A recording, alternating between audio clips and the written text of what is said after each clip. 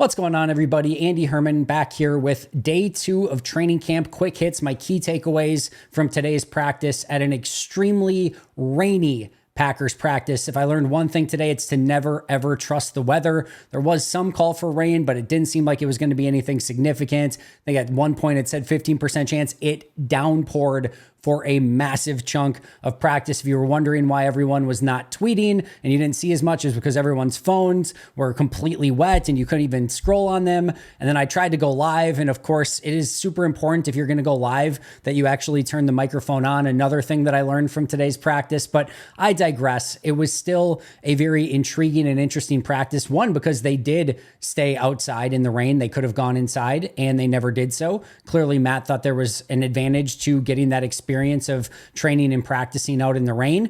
But we do have certainly a lot of other things to discuss. So let's get into it right away. We did have one new face at practice. That was Jacob Eason, the quarterback. If you remember, he was part of the rookie tryout, the rookie minicamp, the rookie tryouts, where you can bring in veterans to try out as well. He was one of the quarterbacks that was at rookie minicamp. Threw the ball well. Clearly, Green Bay was at least having some familiarity with him, and he at least had some small knowledge of the Packers offense from being there those couple days of Packers minicamp. So Jacob Eason is there to be the third quarterback while Jordan Love is still out. Of course, noteworthy that Jordan Love's still not practicing, no contract done as of recording this. In order to make room for Jacob Eason, they did release Peter Bowden, the long snapper out of Wisconsin, undrafted free agent. I actually thought of all the undrafted free agents, he might have had the best opportunity to make the team because it was just him versus Matt Orzik. Orzik had not been all that great last year. From what I saw, and I'll be crystal clear, I don't spend a lot of time watching the spin rates on long snaps or anything like that, but it looked like his snaps were fairly accurate. Now, I will say this. Sometimes what you do is you release the person that you think is most likely to get waived. It's possible that they told him to stick around in Green Bay because they know he's not going to get claimed. And they know that Love's deal is going to get done soon, in which case they will release Jacob Eason and maybe just bring Peter Bowden back. And maybe it was, again, the player they felt best that would not get claimed off of waivers. But it could just be that he is waived and gone, and that's it. Or maybe they bring in another long snapper to compete with Orzik. Clearly not a great sign for Peter Bowden, but he is currently gone. Maybe they bring him back, maybe they don't. But Jacob Eason is in at quarterback. Again, Peter Bowden out at long snapper. Meanwhile, the Packers also reworked Royce Newman's contract. This is something we discussed in the offseason. There was about 0.0% chance that Newman was going to be able to stay on the team with the $3+ million that he was set to make due to the incentives that he had earned. Justice and I have talked about this, where the incentives are great, but they're not guaranteed, and they actually make it less likely that you make the team unless you're a good player because your salary goes up. There's no guarantee, so they can still cut you clean with no additional dead cap hit. And again, if you're not a player that's worth that salary, it makes it, again, more likely that you actually get released. Now they tie up the majority, or they save some money by doing it. They also get some additional money that is put into incentives, per game roster bonuses, and those sort of things. They can still cut him with basically no real harm to the salary cap. There's no additional dead money now if they were to release him. But now it gives Royce a legitimate chance on basically what amounts to kind of like a vet minimum type of deal for Royce with some, again, game time incentives and things like that. But now it gives him a legitimate chance to actually make this roster, for better or for worse. But he's still going to have to earn it. If anyone thinks that this is just now now Royce is going to make that, it's not like that at all. They can still release him easily, but it does give Royce more of a fighting chance to make the roster than what he had, where before it was basically a foregone conclusion that he was not going to make it on that salary cap number. Meanwhile, no new injury updates at all. Everyone that was out yesterday is out today. No new injuries or anything like that. Jair was okay. We talked about that on today's episode of how there was maybe a little bit of a scare. Sounds like per Matt, it was just heat related, and he just needed to come out for a bit. No concern there. Jair was back at practice today. All right, 3 key things from today's practice. Number 1, defensive dominance, and I mean dominance. I talked yesterday and I gave Sean Clifford praise because I said that's a tough situation. And sometimes when your number 1 quarterback is out, your offense can come to a screeching halt. Today was a screeching halt. The offense could do nothing, and the defense completely wrecked the offense all day long. Now, some factors here to consider. One, Jordan Love gone. That is going to play a huge factor into that, or at least not practicing. Number two, the wet conditions. Ball was slick. You saw multiple snap exchanges messed up, and the offense was just in no rhythm whatsoever. And the wet, rainy conditions certainly played a part in that. No Zach Tom with team.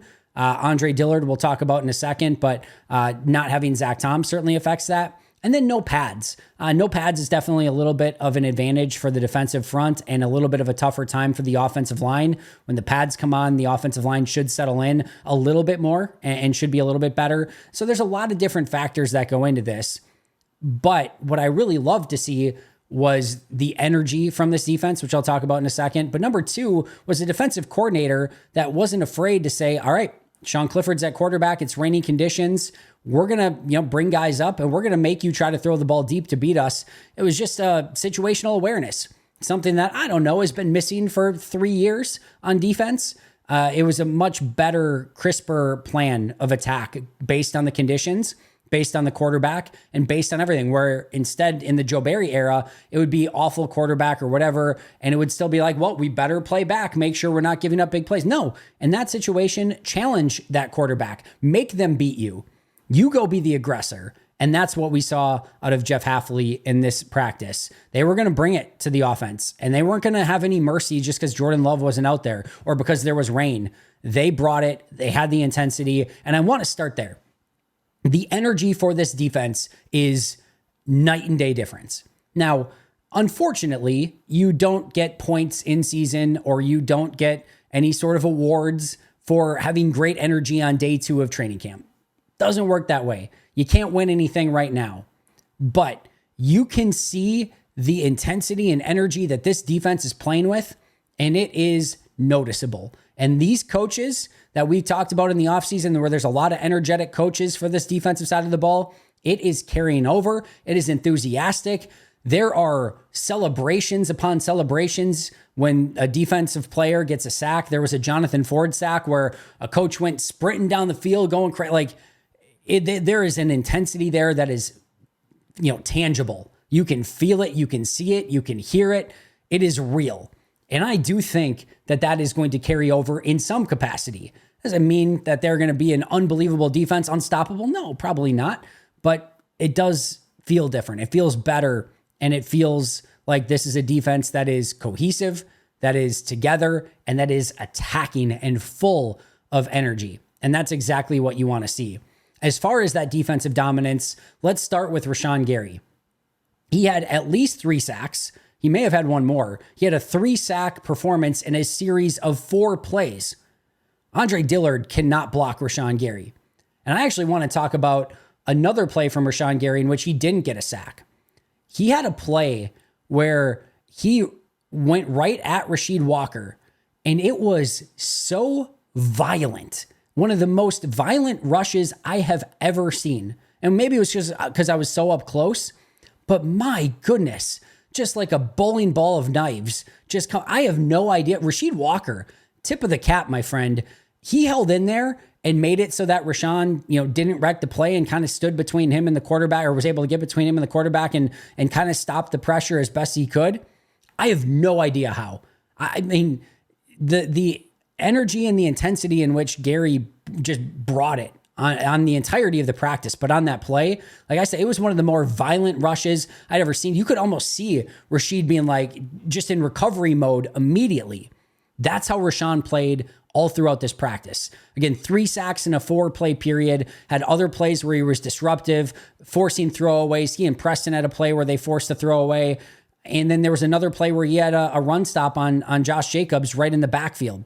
They could not block Rashawn Gary. It was a dominant performance by Rashawn. Kingsley Enagbare, he had a 3-sack day. He was all over the place. And specifically 2 players, Andre Dillard and Luke Tenuta, really tough days for those guys trying to block some of the defensive ends. But Enagbare and Gary in particular were just monsters, and especially Gary.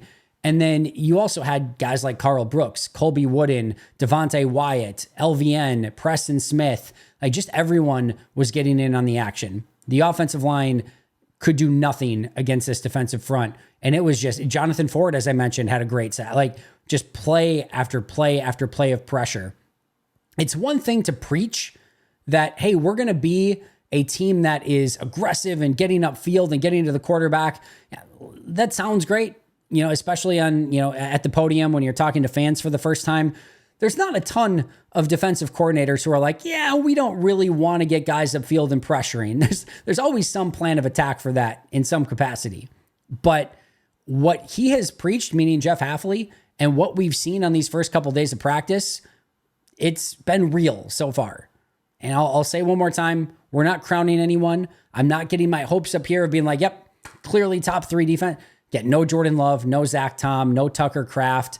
Wet ball conditions on day 2. They didn't do much teamwork on day 1. There's a long way to go before this defense is hanging with some of the best offenses in the league and just shutting them down and causing chaos.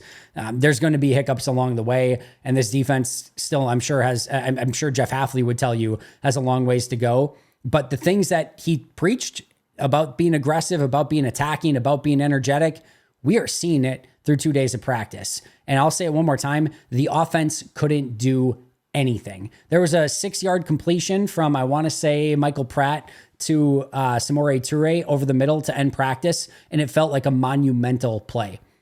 And it's not just the defensive front either. Carrington Valentine had a couple really nice pass breakups. He had a really nice day. Edgerrin Cooper made an unbelievable play where he just used that blazing speed to come up on it was a short, I think just either a crosser or a sit-down route by Christian Watson over the middle. He flew in. That ridiculous speed was once again on display, made a diving pass breakup. That was an awesome play. Evan Williams had an interception / maybe pick 6. I don't know if he would have actually been able to take it to the house if the offense would have been able to stop him, but either way, that was a good pick. Sean Clifford had another overthrow. Anthony Johnson Jr. had an interception. Just a dominant performance from the defense. 2 other things really quick. Evan Williams, I talked about him having an interception. He, not Javon Bullard, was the starting safety on day 2. So Bullard got day 1. Anthony Johnson Jr. had all of OTAs and mini camps. Day 2 was Evan Williams. We'll see if that continues to rotate between Williams and Bullard. Does Anthony Johnson Jr. get in on that conversation? Those will be interesting. Does Oladapo get in on that when he gets back from injury? But right now, you have Xavier McKinney clearly as safety 1, but safety 2 through 2 days, 1 day of Bullard, 1 day of Evan Williams. And Evan Williams, I thought, had a really nice day today. I mentioned the interception. His communication out on the field is fantastic, and he does look the part. He really does. So maybe that is a real legitimate competition at the safety spot, but through 2 days, 2 different starters with Bullard and Evan Williams. And then finally, last but not least, A.J. Dillon. There's only one play that I'm going to talk about here with A.J. Dillon. I want to start with Matt LaFleur in his press conference. He was asked about Dillon. He was emphatic that this was the best he has ever seen A.J. Dillon. I mean, it was noteworthy the way that he talked about Dillon. Best shape. It's not like he's got like a 6-pack going, like just everything. And we could see it at OTAs and minicamps. He looked svelte for A.J. Dillon. Like he looks in phenomenal shape. And again, Matt LaFleur was effusive in his praise about that pre-practice today. But here's what I want to talk about. One play. It was just one play. It was a halfback dive. So there's just the most basic common halfback dive up the middle to A.J. Dillon. The burst and acceleration in which A.J. Dillon had on that run is something I have never seen from A.J. Dillon before, ever. It was the quickest and best acceleration I have ever seen from him, to the point where it didn't look like Dillon. In some of those seasons past where there's a little bit more of a run up to the play where he's got to get that momentum going before he gets that speed. This was much more quick and noticeable in the acceleration from Dillon. And like I said, never seen it from him in his entire time in Green Bay. And even going back to his college tape, that was a different burst from him. I don't think we've ever used the word burst with A.J. Dillon before. There was a burst to his run. And that's exactly what it is. It was a great run too. I want to say it went up for 15, 20 yards middle of the field. And that's not something we've seen commonly out of A.J. Dillon. And I think that's a great sign for him. If he can become, what I think they kind of expected out of him as a 2nd round pick, that would be another potential weapon that Green Bay could really utilize within this offense. So takeaways, very rare, very, very, very rainy day, bad conditions. They stayed outside. Defense completely dominated. Evan Williams, your starting safety opposite Xavier McKinney, not Javon Bullard on this day, and A.J. Dillon looking much more spry than we have seen him in the past. That is going to do it for me right now. Tomorrow morning and earlier for Pack a Day Podcast YouTube members, you will get the full breakdown of everything that happened at Packers practice. I will bring that to you. I can't wait to go over that. But until then, enjoy this. I will see you guys tomorrow. Until next time, and as always, go Pack Go.